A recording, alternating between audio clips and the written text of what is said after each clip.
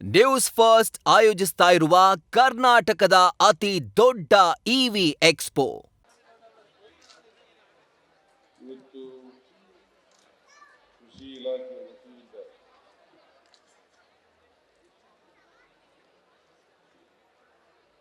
ಅಂತಾರಾಷ್ಟ್ರೀಯ ಕೃಷಿ ಮೇಳವನ್ನು ಏರ್ಪಾಡು ಮಾಡಿದ್ದಾರೆ.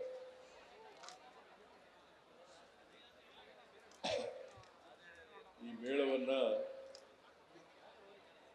ಅತ್ಯಂತ ಸಂತೋಷದಿಂದ ನೆರವೇರಿಸಿದ್ದೇನೆ ಅಂತಕ್ಕಂಥ ಮಾತುಗಳನ್ನು ಈ ಸಂದರ್ಭದಲ್ಲಿ ಹೇಳಲಿಕ್ಕೆ ಬಯಸ್ತಾ ಇದ್ದೇನೆ.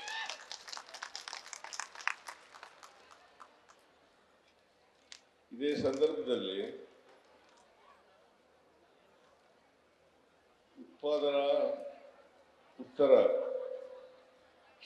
ಉತ್ಪಾದನೆ ಆದಮೇಲೆ ಕೃಷಿ ಬೆಳೆಗಳಿಗೆ ಏನು ಮಾಡಬೇಕು ಅಂತಕ್ಕಂಥದ್ರ ಬಗ್ಗೆ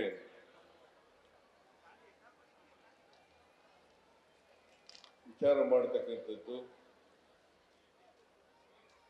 ಜೊತೆಗೆ ರೈತರ ಸಬಲೀಕರಣ,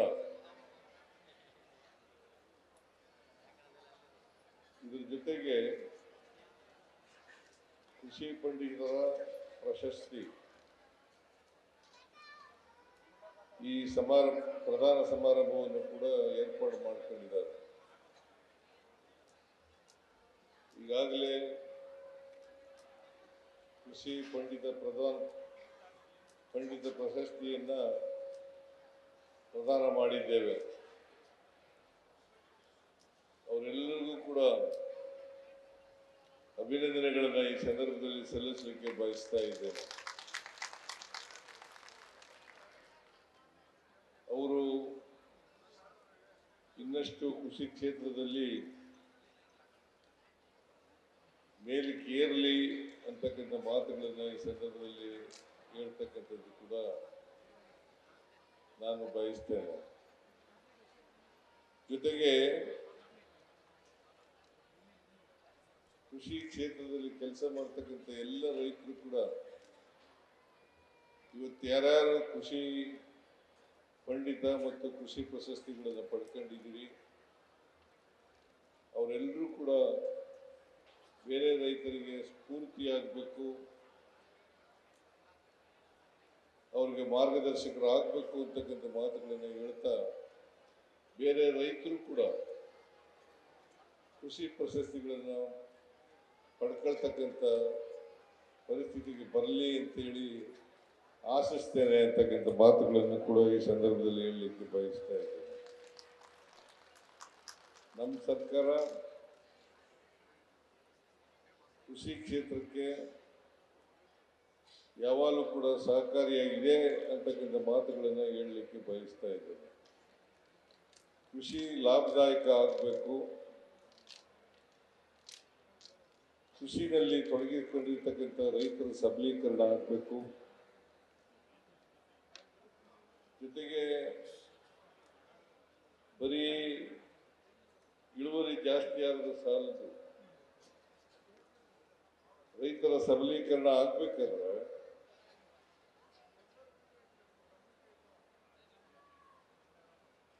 ಕೃಷಿ ಉತ್ಪಾದನೋತ್ತರ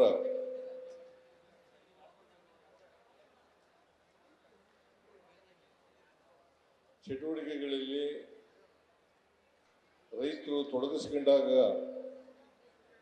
ಹೆಚ್ಚು ಲಾಭದಾಯಕ ಆಗಲಿಕ್ಕೆ ಸಾಧ್ಯ ಆಗ್ತದೆ ಅಂತಕ್ಕಂಥ ಮಾತುಗಳನ್ನು ಹೇಳಲಿಕ್ಕೆ ಬಯಸ್ತಾ ಇದ್ದೇನೆ. ಜೊತೆಗೆ ಕೃಷಿ ಉದ್ಯಮದಲ್ಲಿ ತೊಡಗಿಸ್ಕೊಳ್ತಕ್ಕಂಥವ್ರು, ಅವರು ರೈತರು ಕೂಡ ಉದ್ಯಮಿಗಳಾಗಬೇಕು,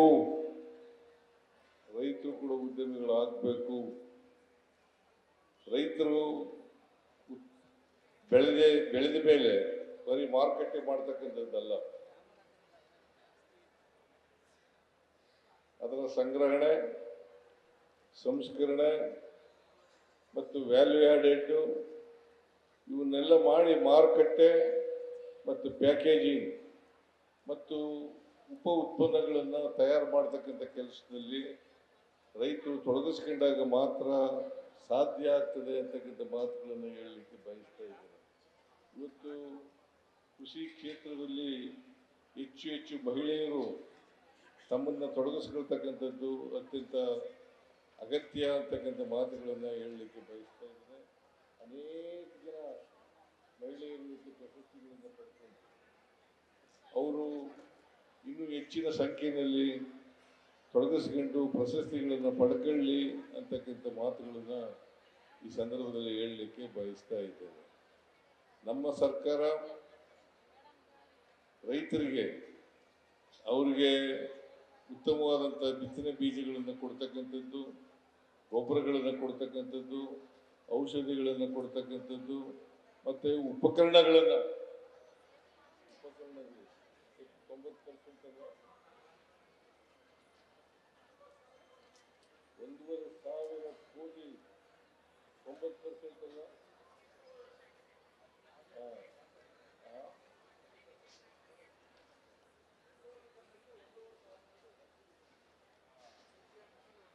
ಈಗ 1,500 ಕೋಟಿ ಸಬ್ಸಿಡಿಯನ್ನ ಕೊಟ್ಟಿದ್ದೇವೆ ಅಂತಕ್ಕಂಥ ಮಾತುಗಳನ್ನು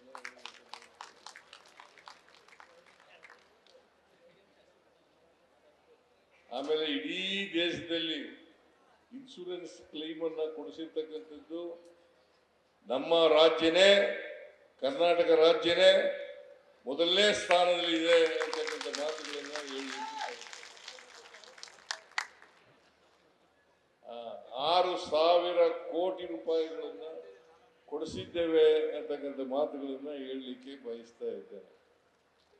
6,000 ಕೋಟಿ.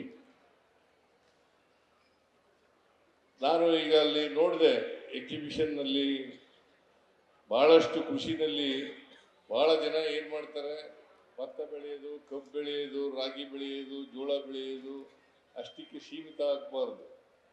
ಆಮೇಲೆ ಅದಕ್ಕಿಂತ ತದನಂತರ ತಮ್ಮನ್ನು ತೊಡಗಿಸ್ಕೊಳ್ತಕ್ಕಂಥದ್ದು ಇದೆಯಲ್ಲ, ಅದು ಬಹಳ ಮುಖ್ಯ. ಅದರಲ್ಲಿ ಬಹಳ ಜನ ರೈತರು ತೊಡಗಿಸ್ಕೊಂಡಿದ್ದಾರೆ ಅಂತಕ್ಕಂಥದ್ದು ಬಹಳ ಸಂತೋಷದ ವಿಚಾರ ಅಂತಕ್ಕಂಥ ಮಾತುಗಳನ್ನು ಹೇಳಲಿಕ್ಕೆ ಬಯಸ್ತಾ ಇದ್ದೇನೆ. ನಾವು ಇವತ್ತು ಕಬ್ಬು ಬೆಲೆ ನಿಗದಿ ಆಯಿತು, 3,150 FRP, 3,150 ರೂಪಾಯಿ. ರೈತರು ಪ್ರತಿಭಟನೆಯನ್ನು ಮಾಡಿದ್ರು, ನಮಗೆ 3,150 ರೂಪಾಯಿ ಸಾಲಲ್ಲ ಅಂತಕ್ಕಂಥ ಮಾತುಗಳನ್ನು ಹೇಳಿದರು. ನಾನು ಮೀಟಿಂಗ್ ಮಾಡಿದೆ ರೈತ ಪ್ರತಿನಿಧಿಗಳು ಮತ್ತು ಫ್ಯಾಕ್ಟ್ರಿ, ಶುಗರ್ ಫ್ಯಾಕ್ಟ್ರಿ ಓನರ್ಸ್ಗಳ ಜೊತೆ ಮೀಟಿಂಗ್ ಮಾಡಿದೆ, ರೈತ ಪ್ರತಿನಿಧಿಗಳ ಜೊತೆ ಮೀಟಿಂಗ್ ಮಾಡಿದೆ. ಅವರೆಲ್ಲರೂ ಕೂಡ ಒಪ್ಪದಿದ್ರು ಕೂಡ ಅವ್ರನ್ನೆಲ್ಲ ಒಪ್ಪಿಸಿ ನಾನು 3,300 ರೂಪಾಯಿ ಒಂದು ಕ್ವಿಂಟಾಲ್ಗೆ ಕೊಡಿಸ್ತಕ್ಕಂಥ ಕೆಲಸವನ್ನ ಮಾಡ್ತಕ್ಕಂಥ ಪ್ರಯತ್ನವನ್ನ ಮಾಡಿದೆ ಅಂತಕ್ಕಂಥ ಮಾತುಗಳನ್ನು ಈ ಸಂದರ್ಭದಲ್ಲಿ. ಅದಷ್ಟೇ ಅಲ್ಲ, ತೊಗರಿಗೆ MSP ನಾವು ಜನವರಿನಲ್ಲಿ ಓಪನ್ ಮಾಡಬೇಕಾಗಿತ್ತು, ಆದರೆ ಡಿಸೆಂಬರ್ನಲ್ಲೇ ಓಪನ್ ಮಾಡಿ ಖರೀದಿ ಕೇಂದ್ರಗಳನ್ನು ತೆಗಿತಕ್ಕಂಥ ಕೆಲಸವನ್ನ ಮಾಡೋದು. ಅದ್ರ ಜೊತೆಗೆ ಮೆಕ್ಕೆಜೋಳ ಈ ಸಾರಿ ಜಾಸ್ತಿ ಬೆಳೆದಿದ್ದಾರೆ, ಮೆಕ್ಕೆಜೋಳ ಜಾಸ್ತಿ ಬೆಳೆದಿದ್ದಾರೆ ಈ ಸಾರಿ. ಯಾಕಂದ್ರೆ ಒಳ್ಳೆ ಮಳೆಗಾಲ ಆಯಿತು, ಹೆಚ್ಚು ಪ್ರದೇಶದಲ್ಲಿ ಮೆಕ್ಕೆಜೋಳ ಮಾಡಿದ್ರು. ಸುಮಾರು 54 lakh metric ton 54 lakh metric ton ಉತ್ಪಾದನೆ ಆಗ್ಬೋದು ಅಂತ ಅಂದಾಜಿದೆ. ಅದಕ್ಕೆ ಬೆಲೆ ನಿಗದಿ ಮಾಡಿರ್ತಕ್ಕಂಥದ್ದು ಕೇಂದ್ರ ಸರ್ಕಾರ 2,400 ರೂಪಾಯಿ ಒಂದು ಕ್ವಿಂಟಾಲ್ಗೆ. ಆದರೆ ಮಾರುಕಟ್ಟೆನಲ್ಲಿ 1,500, 1,600 ರೂಪಾಯಿ ಕೊಂಡ್ಕೊಳ್ಳೋರಿಲ್ಲ, 1,500, 1,600 ರೂಪಾಯಿ. ಅದಕ್ಕೆ ನಾನು ಏನು ಮಾಡಿದೆ, ಸರ್ಕಾರದಿಂದ 250 ರೂಪಾಯಿ ಒಂದು ಕ್ವಿಂಟಾಲ್ಗೆ ಕೊಡ್ತಕ್ಕಂಥ ಕೆಲಸವನ್ನು ಮಾಡಿ ಅದಕ್ಕೂ ಮೀಟಿಂಗ್ ಮಾಡಿದೆ. ಮೀಟಿಂಗ್ ಮಾಡಿ ಮೆಕ್ಕೆಜೋಳ ಉಪಯೋಗಿಸ್ತಕ್ಕಂಥವರು ಮತ್ತು ಡಿಸ್ಟಿಲರಿ ಮಾಡ್ತಕ್ಕಂಥವ್ರು, ಆಮೇಲೆ ಆ, ಕೋಳಿ ಫುಡ್ಡನ್ನು ಕೋಳಿಗಳಿಗೆ ಕೊಡ್ತಕ್ಕಂಥ ಅವರು, ಕೋಳಿ ಸಾಕಾಣಿಕೆ ಮಾಡ್ತಕ್ಕಂಥವ್ರು, ಇವ್ರ ಜೊತೆ ಎಲ್ಲ ಎಥನಾಲ್ ತಯಾರಕರು, ಇವ್ರ ಜೊತೆ ಎಲ್ಲ ಮೀಟಿಂಗ್ ಮಾಡಿ ನಾನು 40 ಲಕ್ಷ ಮೆಟ್ರಿಕ್ ಟನ್ ಅನ್ನು ಕೊಂಡುಕೊಳ್ತಕ್ಕಂಥ ರೀತಿಯಲ್ಲಿ ಮಾಡಿದ್ದೇನೆ. ಅದರಿಂದ ನಮ್ಮ ಸರ್ಕಾರ ಇವತ್ತು ಎಲ್ಲ ರೀತಿಯಲ್ಲೂ ಕೂಡ ಕೃಷಿ ಕ್ಷೇತ್ರಕ್ಕೆ ಸಹಾಯವನ್ನು ಮಾಡ್ತಕ್ಕಂಥ ಕೆಲಸವನ್ನು ಮಾಡ್ತಾ ಇದ್ದೇವೆ ಅಂತಕ್ಕಂಥ ಮಾತುಗಳನ್ನು ಈ ಸಂದರ್ಭದಲ್ಲಿ ನಾನು ಹೇಳ್ತಾ, ಇವತ್ತು ಬಹಳ ಜನ ಇದ್ದೀರಿ, ಬೇರೆ ರೈತರು ಕೂಡ, ವಿಶೇಷವಾಗಿ ಯುವತಿಯರು ಕೃಷಿನಲ್ಲಿ ತೊಡಗಿಸ್ಕೋಬೇಕು. ಯಾಕಂದರೆ ಒಂದು ಕಾಲದಲ್ಲಿ ನಮ್ಮ ದೇಶ ಇದೆಯಲ್ಲ, ಕೃಷಿಕರ ದೇಶ, ಕೃಷಿಕರ ಕ್ಷೇತ್ರ ಸುಮಾರು 80% ಇದ್ರು. ಸ್ವಾತಂತ್ರ್ಯ ಪೂರ್ವದಲ್ಲಿ 80% ಕೃಷಿ ಮೇಲಿನ ಅವಲಂಬನೆ ಆಗಿದೆ. ಈಗ ಪಟ್ಟಣಗಳು ಬೆಳೆದಂತೆ ಪಟ್ಟಣಗಳಿಗೆ ವಲಸೆ ಬಂದದ್ರಿಂದ ಜನರು 62% ಬಂದಿದೆ. ಕೃಷಿ ಮೇಲೆ ಅವಲಂಬನೆ ಆಗಿರ್ತಕ್ಕಂಥವ್ರು 62%. ಇದನ್ನ ಈಗ ಯಾರು ಕೂಡ ಕೃಷಿ ಲಾಭದಾಯಕ ಅಲ್ಲ ಅಂತಕ್ಕಂಥ ರೀತಿಯಲ್ಲಿ ಭಾವನೆಯನ್ನ ಬೆಳೆಸ್ಕೋಬಾರದು. ಕೃಷಿ ಲಾಭದಾಯಕ ಆಗ್ತದೆ, ಆದರೆ ಯಾವಾಗಪ್ಪ ಅಂತಂದ್ರೆ ನೀವು ಕೃಷಿನಲ್ಲಿ ಉತ್ಪಾದನೋತ್ತರ ಚಟುವಟಿಕೆಗಳಲ್ಲಿ ಭಾಗವಹಿಸಿದಾಗ ಮಾತ್ರ ಕೃಷಿ ಕ್ಷೇತ್ರ ಲಾಭದಾಯಕ ಆಗ್ತದೆ ಅಂತಕ್ಕಂಥ ಮಾತುಗಳನ್ನು ಈ ಸಂದರ್ಭದಲ್ಲಿ ಹೇಳಲಿಕ್ಕೆ ಬಯಸ್ತೇವೆ. ಅದರಿಂದ ಕೃಷಿ ಇವತ್ತು ನಮ್ಮ ದೇಶ ಆಹಾರದ ಉತ್ಪಾದನೆಯಲ್ಲಿ ಸ್ವಾವಲಂಬನೆ ಆಗಿದೆ. ಒಂದು ಕಾಲದಲ್ಲಿ ಇತ್ತು, ಜನಸಂಖ್ಯೆ ಬೆಳೀತಾ ಇದೆ, ಆಹಾರನೂ ಕೂಡ ಅಷ್ಟೇ ರೀತಿಯಲ್ಲಿ ಬೆಳಿಬೇಕು. ಜನಸಂಖ್ಯೆಗೆ ಇವತ್ತು 143 ಕೋಟಿ ಭಾರತ ದೇಶದ ಜನಸಂಖ್ಯೆ ಆಗಿದೆ. ಕರ್ನಾಟಕದ ಸುಮಾರು 7 ಕೋಟಿ ಜನ ಇದ್ದಾರೆ. ಇವರೆಲ್ಲರಿಗೂ ಆಹಾರ ಕೊಡಬೇಕು. ಅದಕ್ಕೋಸ್ಕರ ನಮ್ಮ ದೇಶದಲ್ಲಿ ಅಸಮಾನತೆ ಇದೆ, ಜಾತಿ ವ್ಯವಸ್ಥೆ ಇದೆ, ವರ್ಗ ವ್ಯವಸ್ಥೆ ಇದೆ. ಇದನ್ನೆಲ್ಲ ಹೋಗ್ಲಾಡಿಸ್ಬೇಕು ಅಂತಕ್ಕಂಥ ಕೆಲಸವನ್ನ ನಮ್ಮ ಸರ್ಕಾರ ಪ್ರಯತ್ನ ಮಾಡ್ತಾ ಇದೆ ಅಂತಕ್ಕಂಥ ಮಾತನ್ನ, ಈ ಅಸಮಾನತೆಯನ್ನು ಹೋಗ್ಲಾಡಿಸ್ಬೇಕು ಅಂತಲೇ ಈ ಸಾರಿ ನಾ ಹಿಂದೆ ಮುಖ್ಯಮಂತ್ರಿ ಆಗಿರುವಾಗ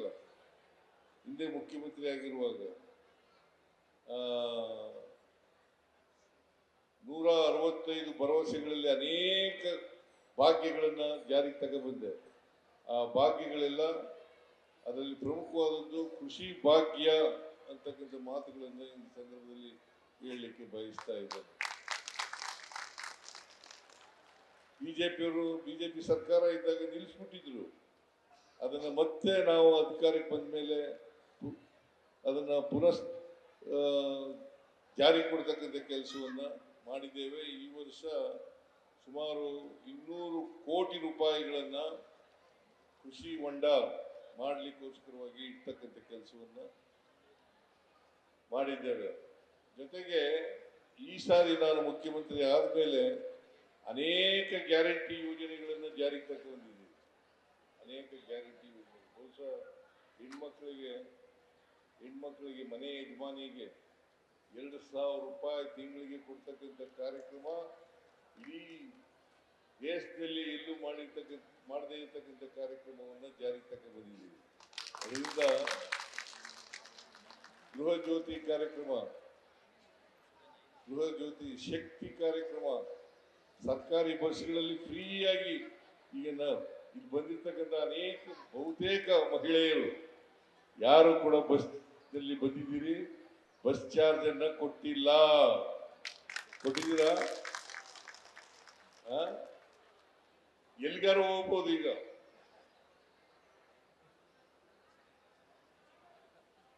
ಇಲ್ಲಿಂದ ಎಲ್ಲಿಗಾರು ಹೋಗ್ಬೋದು. ಸರ್ಕಾರಿ ಬಸ್ಗಳಲ್ಲಿ ಫ್ರೀಯಾಗಿ ಮಾಡಿದ್ದೇವೆ. ಆಮೇಲೆ ಅನ್ನಭಾಗ್ಯ ಕಾರ್ಯಕ್ರಮದ ಮೂಲಕ 10 ಕೆಜಿ ಅಕ್ಕಿಯನ್ನ ಬಡತನದ ರೇಖೆಯಿಂದ ಕೆಳಗಡೆ ಇರ್ತಕ್ಕಂಥ ಎಲ್ಲರಿಗೂ ಕೂಡ ಕೊಡ್ತಕ್ಕಂಥ ಕೆಲಸವನ್ನು ಮಾಡಿದ್ದೇವೆ ಅಲ್ವಾ. ಇದರಿಂದ ಏನಾಗುತ್ತೆ, ನಿಮಗೆ ಉಳಿತಾಯ ಮಾಡ್ತಕ್ಕಂಥದ್ದು ಜಾಸ್ತಿ ಆಗುತ್ತೆ. ನಿಮ್ಮ ಮಕ್ಕಳಿಗೆ ಎಜುಕೇಶನ್ ಕೊಡಲಿಕ್ಕೆ, ಆರೋಗ್ಯ ಕಾಪಾಡ್ಕೊಳ್ಳಿಕ್ಕೆ, ಮತ್ತೆ ಉಳಿತಾಯ ಮಾಡೋದನ್ನ ಬೇರೆ ಕಡೆ ಹೂಡಿಕೆ ಮಾಡಲಿಕ್ಕೆ ಅನುಕೂಲ ಆಗ್ತದೆ. ಅದರಿಂದ ನಾವು ಇವತ್ತು ಎಲ್ರಿಗೂ ಕೂಡ ಸಮಾನ ಅವಕಾಶಗಳನ್ನು ಒದಗಿಸ್ಕೊಡ್ತಕ್ಕಂಥ ರೀತಿಯಲ್ಲಿ ಹೆಚ್ಚು ಕೆಲಸವನ್ನು ನಮ್ಮ ಸರ್ಕಾರ ಮಾಡ್ತಾ ಇದೆ ಅಂತಕ್ಕಂಥ ಮಾತುಗಳನ್ನು ಹೇಳಲಿಕ್ಕೆ ಬಯಸ್ತಾ ಇದ್ದೇನೆ. ನಿಮ್ಮ ಆಶೀರ್ವಾದ ಇರಬೇಕು ಅಷ್ಟೇನೆ.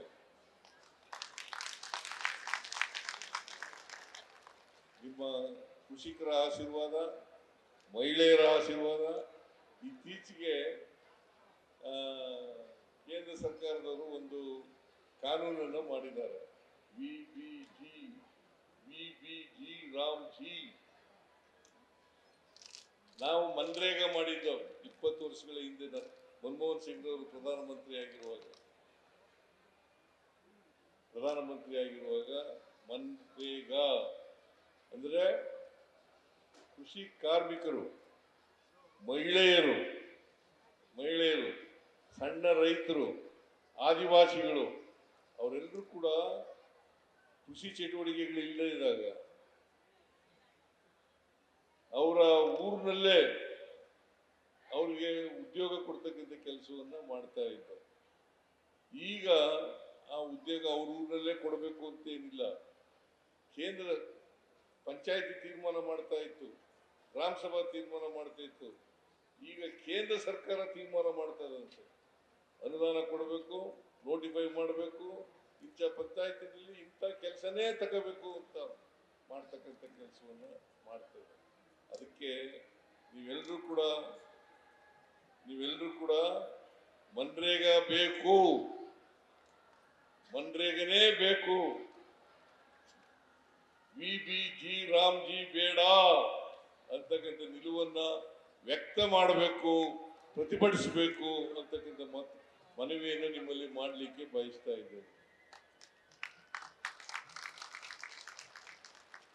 ಅದನ್ನು ಮಾಡ್ತೀರಿ ಅಂತ ವಿಶ್ವಾಸ ಇದೆ. ಯಾಕೆಂದ್ರೆ ಆಮೇಲೆ ಕೇಂದ್ರ ಸರ್ಕಾರ ವೇತನ ಎಲ್ಲ ಪೂರ ಕೊಡ್ತಿತ್ತು ಮೊದಲು, ಇಲ್ಲಿವರೆಗೆ ಅದನ್ನು ಮಾಡ್ತಾ ಇತ್ತು. ಈಗ 60% ಕೇಂದ್ರ ಸರ್ಕಾರ, 40% ರಾಜ್ಯ ಸರ್ಕಾರ ಕೊಡಬೇಕು ಅಂತ ಮಾಡಿದೆ. ಹೀಗೆ ನಿಮ್ಮನ್ನ ಯಾರನ್ನೂ ಕೇಳದೇನೆ, ರಾಜ್ಯಗಳನ್ನ ಕೇಳದೇನೆ ಒಂದು ಹೊಸ ಕಾಯ್ದೆಯನ್ನ ಮಾಡಿಬಿಟ್ಟಿದ್ದಾರೆ. ಆ ಹೊಸ ಕಾಯ್ದೆಯಿಂದ ಮನ್ರೇಗಾಕ್ಕೆ ಮಹಾತ್ಮ ಗಾಂಧೀಜಿಯವರ ಹೆಸರನ್ನೂ ತೆಗೆದುಬಿಟ್ಟಿದ್ದಾರೆ. ಮನ್ರೇಗಾ ಅಂತಂದ್ರೆ ಮಹಾತ್ಮ ಗಾಂಧೀಜಿ ರಾಷ್ಟ್ರೀಯ ಉದ್ಯೋಗ ಖಾತ್ರಿ ಯೋಜನೆ. ಈಗ ಮಾಡಿರೋದೇನು ಗೊತ್ತಾ, ಮಹಾತ್ಮ ಗಾಂಧೀಜಿ ಹೆಸರು ತೆಗೆದುಬಿಟ್ಟು Viksit Bharat guarantee for Rozgar Ajeevika mission Gramin ಅಂತ ಮಾಡಿದ್ದಾರೆ. ಅಜೀವಿಕ್ ಗ್ರಾಮೀಣ್ ಅಂತ ಮಾಡಿದ್ದಾರೆ. ಅದರಿಂದ ಈ ವಿಬಿಜಿ ರಾಮ್ಜಿ ರದ್ದಾಗಿ ಇದು ಮತ್ತೆ ಮನ್ರೇಗಾ ಜಾರಿ ಆಗಬೇಕು ಅಂತೇಳಿ ನೀವೆಲ್ಲರೂ ಕೂಡ ಒಂದೇ ವಾಯ್ಸ್ನಿಂದ ಹೇಳಬೇಕು ಅಂತಕ್ಕಂಥ ಮಾತುಗಳನ್ನ ನಿಮ್ಮಲ್ಲಿ ಹೇಳಲಿಕ್ಕೆ ಬಯಸ್ತಾ ಇದ್ದೇನೆ. ಅದರಿಂದ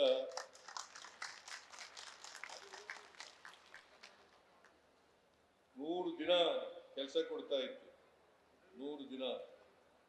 ಎಲ್ಲಿ ನಿಮ್ಮ ಊರಿನಲ್ಲೇ ನೀವು ಅರ್ಜಿ ಕೊಟ್ರೆ ನಮಗೆ ಕೆಲಸ ಬೇಕು ಅಂತ ಹೇಳಿದ್ರೆ ಅದು 15 ದಿನದೊಳಗಡೆ ಕೆಲಸ ಕೊಡ್ಲೇಬೇಕು, ಇಲ್ಲದೇ ಕೂಲಿ ಕೊಡಬೇಕು. ಇದು ನಮ್ಮ ಹಿಂದಿನ ಸರ್ಕಾರ, ಕೇಂದ್ರ ಸರ್ಕಾರ ಮನಮೋಹನ್ ಸಿಂಗ್ ರವರು ಪ್ರಧಾನಮಂತ್ರಿಯಾಗಿದ್ದಾಗ ತಂದಿದ್ದಂಥ ಕಾಯ್ದೆ. ಈ ಕಾಯ್ದೆಯನ್ನ ರದ್ದು ಮಾಡಿ ವಿಬಿಜಿ ರಾಮ್ಜಿ ಎನ್ನತಕ್ಕಂಥ ಕುತಂತ್ರವನ್ನ ಕೇಂದ್ರ ಸರ್ಕಾರ ನರೇಂದ್ರ ಮೋದಿ ಅವರ ಸರ್ಕಾರ ಮಾಡ್ತಾ ಇದೆ. ಅದನ್ನು ವಿರೋಧ ಮಾಡಬೇಕು ಅಂತಕ್ಕಂಥ ಮಾತುಗಳನ್ನ ನಿಮ್ಮಲ್ಲಿ ಕೇಳ್ಕೊಂಡು ಇವತ್ತು ಮತ್ತೊಮ್ಮೆ ಎಲ್ಲ ಪ್ರಶಸ್ತಿ ವಿಜೇತರಿಗೆ ಧನ್ಯವಾದಗಳನ್ನ ಅಭಿನಂದನೆಗಳನ್ನ ಹೇಳಿ ಇನ್ನೂ ಹೆಚ್ಚು ಜನ ಕೃಷಿ ಪ್ರಶಸ್ತಿಯನ್ನ ಕೃಷಿ ಪಂಡಿತ್ ಪ್ರಶಸ್ತಿಯನ್ನ ಪಡ್ಕೊಳ್ಳಿ ಅಂತಕ್ಕಂಥ ಮಾತುಗಳನ್ನ ಹೇಳಿ ನನ್ನ ಮಾತುಗಳನ್ನು ಮುಗಿಸ್ತೇನೆ. ಜೈ ಹಿಂದ್, ಜೈ ಕರ್ನಾಟಕ, ಜೈ ರೈತ. ನ್ಯೂಸ್ ಫಸ್ಟ್ ನಿರ್ಭೀತಿಯಿಂದ ನಿಮ್ಮ ಪರವಾಗಿ.